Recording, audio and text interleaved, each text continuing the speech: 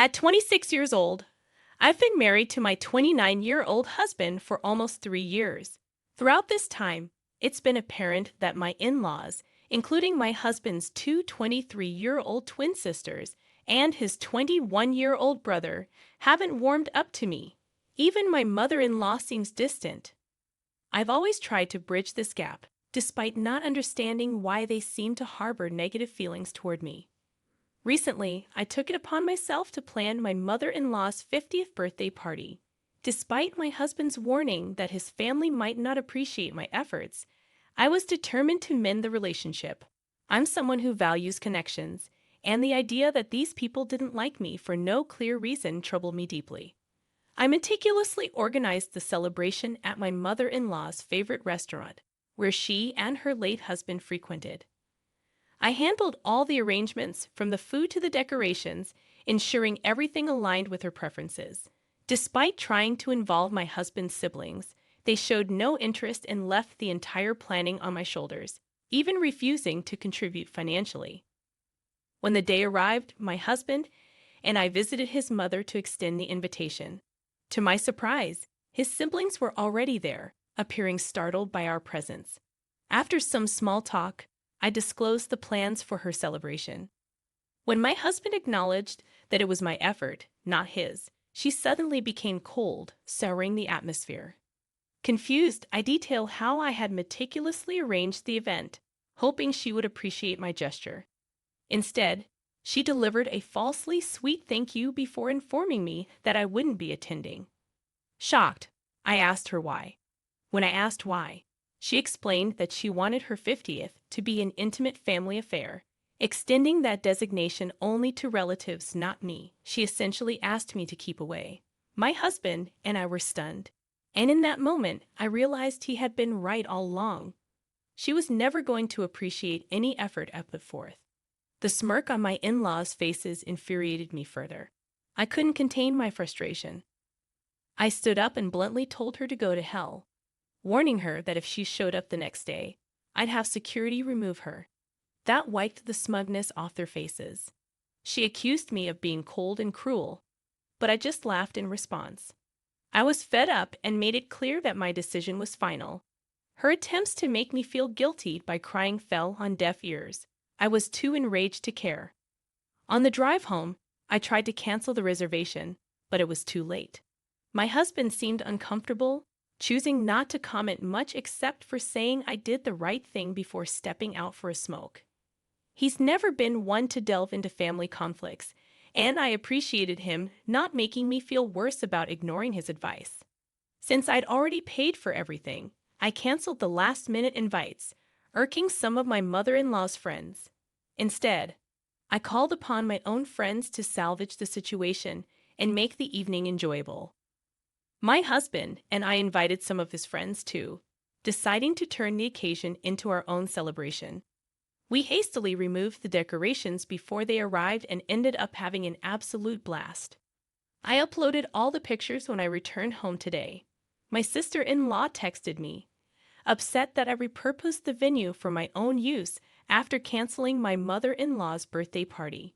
She accused me of selfishness, highlighting how much the place meant to my mother-in-law. I don't feel overwhelmingly remorseful about my actions, believing my decision was justified, but I'm unsure if I made the right call. Am I the antagonist for canceling the party after being told I wasn't welcome there? Update. I shared the message from my sister-in-law with my husband and asked if I should apologize to his family. Surprisingly, he staunchly advised against it. In fact, he suggested cutting ties entirely, a significant step considering his family often relied on him, especially financially. He's successful and runs his own company, so withdrawing support meant his mother would have to rely on his less dependable siblings, who frequently changed jobs and leaned on him for money. I tried dissuading him from this drastic action, sensing there might be more behind his decision. Over time, I noticed his family growing distant from him, even during our dating phase. Despite his efforts to invite them over for dinner, they always found excuses to avoid it. I felt partly responsible, fueling my eagerness to build a connection with my in-laws, hoping it would help my husband reconnect with his family. There seems to be something deeper my husband hasn't shared. He's not the type to abandon family. Earlier, he emphasized the importance of family, making this sudden decision, while understandable given my recent treatment by my mother-in-law, highly uncharacteristic for him. I'm determined to understand the situation fully. I don't want him to be unhappy or resentful toward me in the future. I'm really hoping that he'll finally feel comfortable enough to open up and share what led him to take such a drastic step. Now, for the second update. After persistently urging him, my husband finally unveiled why he's decided to sever ties with his family after all these years. When he was 21, his father passed away, leaving his mother, who had never worked, and his siblings, who were all in school, dependent on him. With the inheritance his father left, it wasn't enough to sustain them, so he took on the responsibility of becoming the family's breadwinner. He toiled tirelessly day and night until around 23 when he secured investors for his startup. His success propelled him from just scraping by to thriving financially. However, his family began to grow lazy and materialistic, heavily relying on his newfound success. Despite feeling obliged to support them in his father's absence, he noticed their dependency increasing. Additionally, they treated his past girlfriends poorly, convinced that outsiders would distract him from his familial duties. When they realized I wasn't going to be driven away so easily, their annoyance grew, and they attempted to poison my husband against me. This led to clandestine fights and arguments during our dating period, where his family pushed him to end our relationship. But he remained resolute about marrying me. As time passed, they resorted to emotional manipulation. Even after years of trying to separate us, they continued to ask him for money.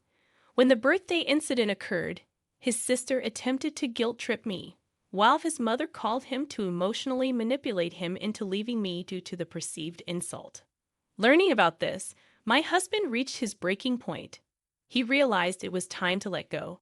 I'm still in disbelief at how his family put him through all this, despite him being the sole support for years.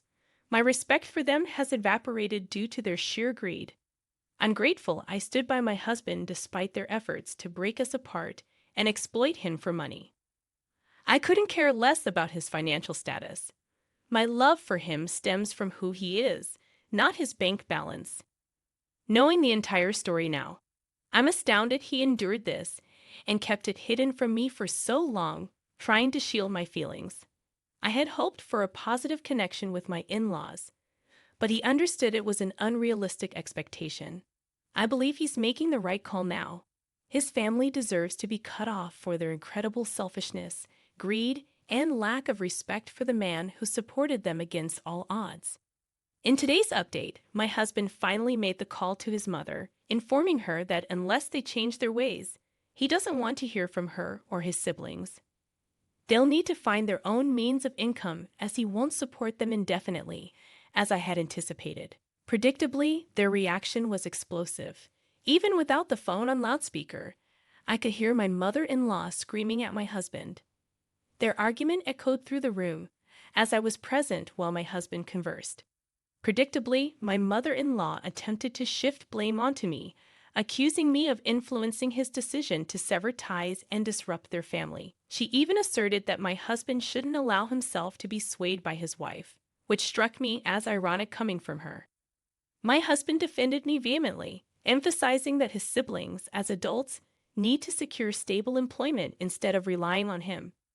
She resorted to accusing him of letting wealth and influence get to his head, insinuating that I might be the one manipulating him into cutting ties. It was a classic tactic: manipulation and emotional blackmail to maintain control over him. However, I refused to let this manipulation continue. Seeing my husband growing visibly distressed and teary-eyed due to their tactics was difficult. As things intensified, I realized the depth of what she and her other children had been doing. I couldn't stand seeing my husband so distraught. I chose to step in and address the situation. I firmly informed my mother-in-law that my husband had made his decision. If she and her children didn't align with our expectations soon, they risked losing his support indefinitely. The choice was theirs: respect us and remain in our lives, or persist in their materialistic and selfish ways and be cut off completely. After asserting this, I hung up, muted notifications on my husband's phone to grant him a break from their messages, and allowed him time to calm down. We put our phones aside to watch a movie and distract ourselves. In the next update, after enduring harassment, my mother-in-law turned her attention to me. Following the movie, my husband resumed some pending work, and as I checked my phone, I found numerous missed calls and offensive texts from my in-laws.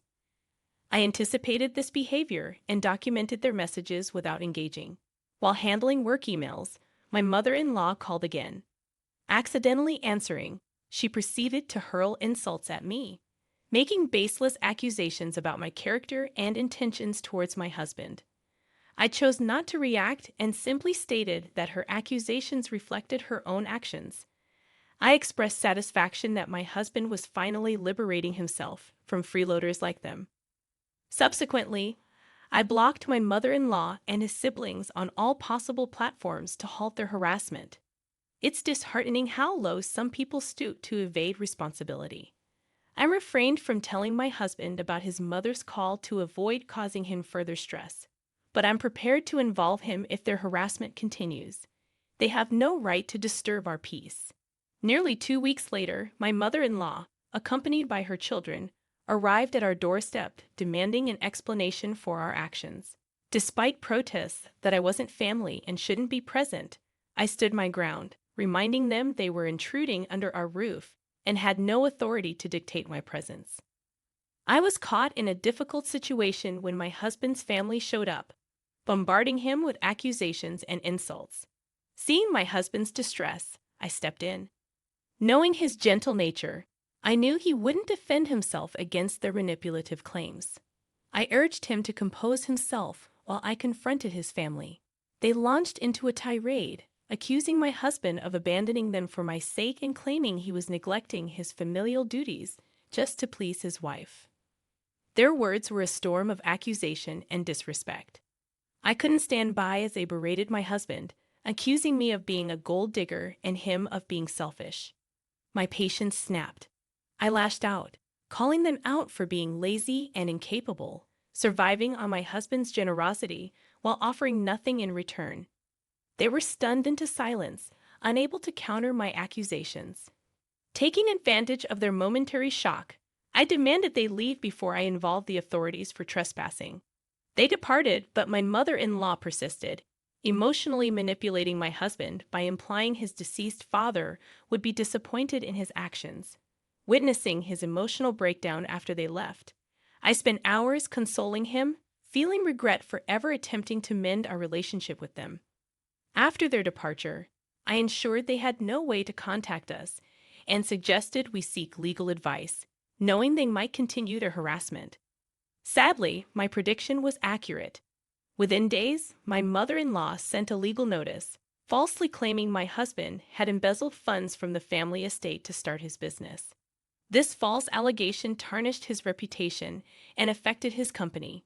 However, we fought back. It took nearly 2 weeks, but we disproved their lies. They were found guilty of defamation, resulting in a hefty fine against them. The rest of the family distanced themselves from their deceitful actions, and my in-laws, previously reliant on my husband's support, now scrambled to find jobs to sustain themselves. This episode, while challenging, allowed us to break free from their toxic grip.